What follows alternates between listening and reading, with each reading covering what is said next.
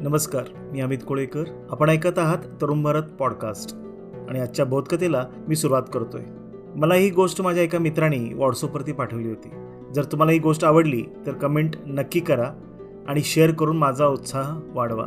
गोष्टीचं नाव आहे सगळे दिवस सारखे नसतात. एक भिकारी होता. तो अंध होता, पांगळाही होता. तो सतत एका जागी बसून असायचा.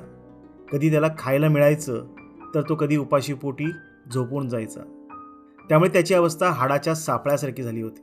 बरं, जन्माने तो काही अंध नव्हता, तर वृद्धत्वाने त्याला अंधपणा आला होता. त्यातच त्याला कुष्ठरोगही झाला होता. त्यामुळे लोक जरासे त्याच्यापासून लांबच राहत असत. बिचारा भिकारी रस्त्यावर बसून लोकांकडे कळवळून भीक मागत असे, पण त्याच्या त्या कुरूप रूपामुळे तो कोणाला आवडत नसे. त्याच रस्त्यावरून एक कॉलेजवयीन तरुण जात असे. त्याचा जाण्या येण्याचा रस्ताच खरं तर तो होता. त्यामुळे त्या तरुणाला हा भिकारी रोजच दिसायचा. भिकारीची अशी अवस्था पाहून त्या तरुणाला खूप वाईट वाटायचं. कधी कधी तो 2-5 रुपये त्या भिकाऱ्याला देतही असे, पण मनातून मात्र तो खूप दुःखी होत असे.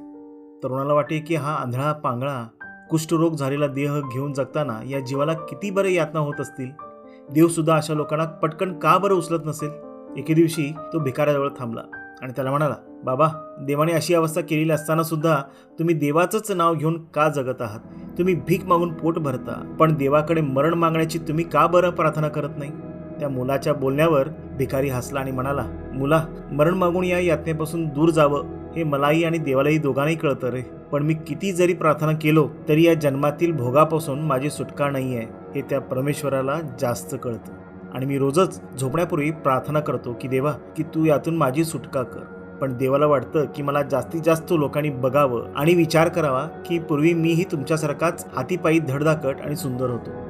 पण अपघातात पाय गेले, म्हातारपणाने डोळे गेले आणि अचानक हे कुष्ठरोग उद्भवलं. यातूनच परमेश्वर सुचू पावतोय की सगळे दिवस सारखे नसतात. त्यामुळे मनुष्याने कोणत्याही गोष्टीचा अहंकार बाळगू नये. भिकाऱ्याचे हे बोलणं ऐकताच तरुण मुलगा अचंबित झाला.